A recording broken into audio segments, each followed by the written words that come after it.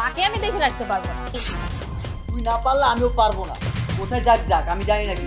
মায়ের দায়িত্ব আপনাকে কারোই নিতে হইব না। আসসালামু আলাইকুম। ওয়ালাইকুম আসসালাম। আচ্ছা সবাই এসেছেন দেখছি।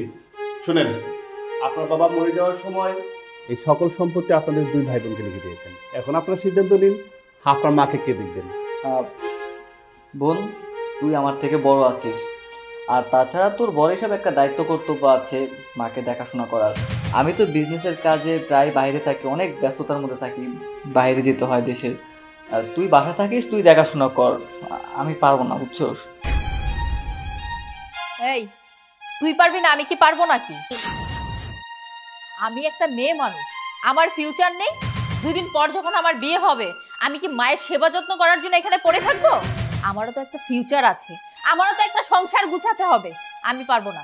তাছাড়া বিয়ের পর আমি বাইরের দেশে যেয়ে সেটেল হয়ে যাব, আমি বাংলাদেশে পড়ে থাকবো নাকি? আজব তো, তুই এইভাবে কথা বলছিস কেন? আমি কি বাংলাদেশে পড়ে থাকবো? আমার কি লাইফ নাই? আমি কি বিয়ের সাথে কিছু করবো না নাকি? শুধু তুই করবি? শোন, তুই হচ্ছিস ছেলে মানুষ, তোর উপরে এটা দায়িত্ব। আমি তো মেয়ে মানুষ, আমার বিয়ে হয়ে যাবে, আমি আমার শ্বশুর বাড়িতে যেয়ে কি করব সেটা আমি দেখব। মাকে আমি দেখে রাখতে পারবো না, আমার দ্বারা সম্ভব না। আসছে কেন? কোথায় কি লেখা আছে যে ছেলে মানুষই শুধু দেখাশোনা করবে বাবা মাকে? আর সম্পত্তি মনে হয় আমাকে বেশি দেওয়া হয়েছে, যার কারণে আমি দেখে রাখবো। আর তাছাড়া এরকম একটা অসুস্থ মানুষকে আমি দেখাশোনা করতে পারবো না। আর যদি আমি বিয়ে শাদিও করি তখন আমার বউ কখনো মেনে নেবে না। দেখ, তুই দেখাশোনা কর, আমি পারবো না, আমি ব্যাস বলে দিচ্ছি এই কথা। মুখে মুখে কথা বলছিস কেন? তুই ছেলে মানুষ, তুই দায়িত্ব নিবি, আমি নিতে পারবো না। হ্যাঁ, সেটাই তো বলছি, তুই বড়, তুই দায়িত্বটা নে। তুই আমার উপরে কেন চাপাচ্ছিস? এটা বুঝিস না? না, আমি কিচ্ছু বুঝি না, তোর দায়িত্ব নিতে হবে, আমি পারবো না, বুঝলি? তুই না পারলে আমিও পারবো না। কোথায় যাক যাক আমি জানি না কিছু। তুই পারবি না, আমিও পারবো না, আমিও বলে দিয়েছি আমিও পারবো না। ভাইজান, আপামনি, মায়ের দায়িত্ব আপনাকে কারোই নিতে হইব না। মায়ের দায়িত্ব আমি নিব। সেই ছোটবেলায় আপনাকে বাড়িতে আপনার বাবা আমার নিয়ে আসছিল, কোলে পিঠে করে মানুষ করছে আপনার মায়, আপনার বাবাই। সেই বাবাই যখন মরে গেছে, এই বাড়িতে তো আমার কোনো ঠাঁই হইব না, আমি জানি। আজকে আপনাকে যে চেহারা দেখলাম, আপনারা দুই ভাই বোন যেভাবে ঝগড়া করলেন এই মারে না নেওয়ার জন্য, আমি খুবই কষ্ট পাইলাম। আপনাদের বাবা বেঁচে থাকলে সেও খুব কষ্ট পাইত। শোনেন, একটা কথা কই, আমরা গরিব হইতে পারি, কিন্তু আমার একটা মন আছে। আমি তো জানি মা না থাকলে কি কষ্ট হয়, সন্তানের কি কষ্ট হয় মা ছাড়া। একটা মা ছাড়া সন্তান কি যে অসহায়, সেটা আপনারা বুঝবেন না। যে সন্তানের মা নাই, শুধু একমাত্র সেই জানে মা কি জিনিস। আপনাকে মায়ের দায়িত্ব নিতে হইব না।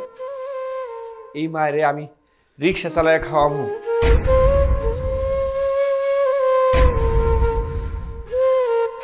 তার যাবতীয় যা লাগে সব কিছু আমি পূর্ণ করব।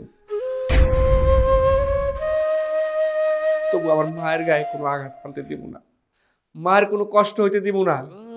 মা, আপনার কষ্ট হইব আমি জানি, কিন্তু আমি চেষ্টা করব আমার শেষ রক্তবিন্দু দিয়া হলেও আপনার যাতে কষ্ট না হয়।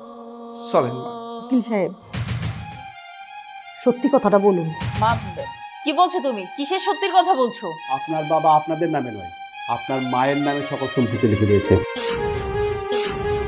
ম্যাডাম, এই যে নিন, ধরুন। আমার এই সব সম্পত্তি আমি জুয়েলকে দিয়ে দিলাম। জুয়েল নে, আজকের পর থেকে এই সম্পত্তি তোর।